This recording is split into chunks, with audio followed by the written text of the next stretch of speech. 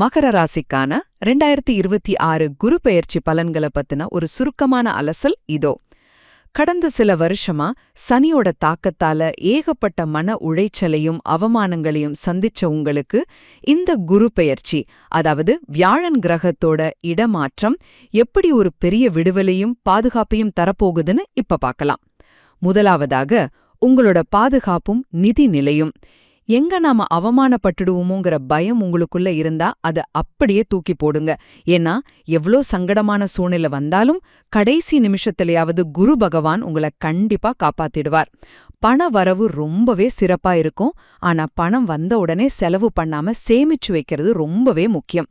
அது மட்டும் இல்லாம உங்களோட நீண்டகால கடன்கள் எல்லாமே அடுத்த 1.5 வருஷத்துல படிப்படியா முழுசா அடைபட்டுடும். இரண்டாவதாக உறவுகளும் தொழிலும் தான். சொந்த வாழ்க்கையில, குறிப்பா உங்க வாழ்க்கை துணைகிட்ட பேசும்போது வார்த்தைகளை கொஞ்சம் அளந்து பேசுறது நல்லது. எந்த ஒரு விஷயத்திலையும் நிதானம் ரொம்ப அவசியம்ங்க. புதுசா ஏதாச்சும் தொழில் தொடங்க நினைச்சீங்கன்னா தனியா செய்யாம மத்தவங்களோட சேர்ந்து கூட்டு தொழிலா செய்யறது மட்டும்தான் உங்களுக்கு வெற்றியை தேடித்தரும்.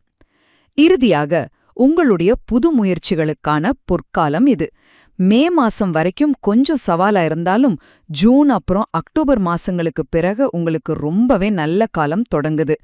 கல்யாணம், குழந்தை பாக்கியம், வெளிநாட்டு பயணம், சொத்து வாங்கறதுன்னு எல்லா சுபகாரியங்களுக்கும் இதுதான் சரியான நேரம். அதனால எந்த பயமும் இல்லாம தைரியமா உங்க முதல் அடியே எடுத்து வைங்க. தட்சிணாமூர்த்தி வீற்றிருக்கிற முருகர் கோவிலுக்கு போய் கும்பிடுறது உங்களுக்கு இன்னும் நிறைய நல்ல விஷயங்களை சேர்க்கும். ஆக மொத்தத்துல பல வருஷ போராட்டங்களுக்கு பிறகு நீங்க இழந்த நிம்மதியையும் வளர்ச்சியையும் திரும்ப கொடுக்க போற ஒரு அற்புதமான திருப்புமுனையா இந்த குரு பெயர்ச்சி அமையப் போகுது.